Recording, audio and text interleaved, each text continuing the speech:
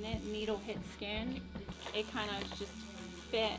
I think primarily because I fell in love with tattooing was because it was so much like painting, but with needles, that it just felt like a really good extension of that creative outlet.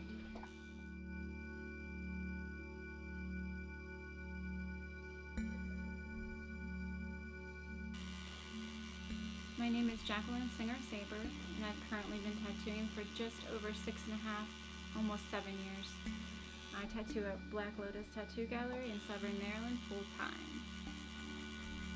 What drew me in to start tattooing was the creative aspect of it.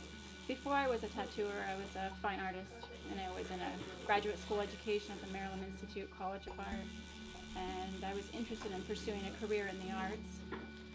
I started out doing teaching, and when that didn't become steady, I needed to find a job where I could still use my degree and still get paid. As a child, I never considered the art of tattooing as something that was possible to do. And oddly enough, my father said, "Hey, Jack, you'd be really great at that." So, along with the inspiration of my parents and my dad, I wouldn't be where I am today without that, without their support. I think what inspires me the most currently is just being around other artists who are like-minded, that have the same goals and passions and the same intensity of always wanting to get better. I enjoy sacred geometry tattoos, not only for the significance, the spiritual significance behind them, but I really like the laborious aspect of all the dot work and all the line work. It's kind of meditative to me in the same way painting is. That constant motion where I kind of fall into a groove, and all that intricacy doesn't really scare me. It's kind of fun, but also very beautiful and meditative.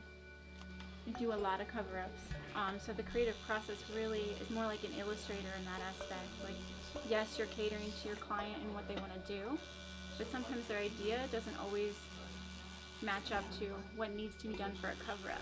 I do draw up a lot of the cover-ups ahead of time to plan out what can cover, what's possible, and mainly just to get the most effective composition. It's a lot different than just approaching fresh skin, because sometimes when I do fresh skin, it's just drawing on the skin, or it's a little bit of stencil. Sometimes it's a little bit of both. But with cover-ups, you really have to go in with a game plan.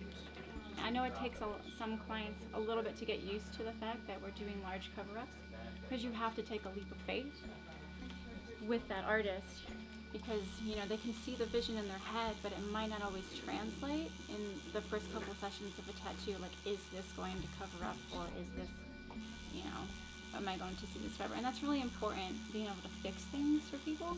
As much as it is a challenge, I think that sometimes that does more for a person and their body and how they feel about it than a brand new, fresh, spanking tattoo. I approach it like an underpainting, I guess. I think that's where the mica degree comes into terms of why I take on the cover-ups that I do. And I think the idea of creation and art is one of the most sacred things you can do, because it really does change the world in a significant way.